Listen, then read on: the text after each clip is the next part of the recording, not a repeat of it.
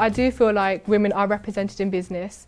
My reasoning for this is because on social media platforms, there's plenty of influencers that represent different cultures, different ethnicities, different backgrounds. We're never all brought up the same way, and everyone does have a different story to tell.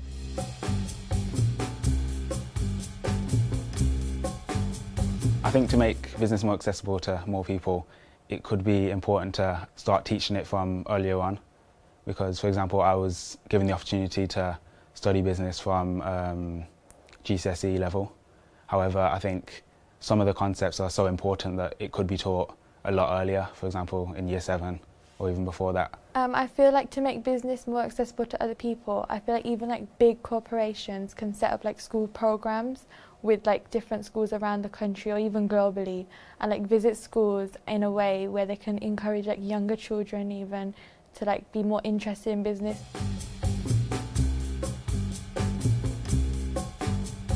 Business is a subject where you don't learn until you get into secondary school, and it's not part of the actual curriculum for in primary school, and you get a choice to learn that, and I think it's a good choice to do because you learn how you have to live in your further life, in your lifestyle. Like, it teaches you different things that you're going to have to know when you're older.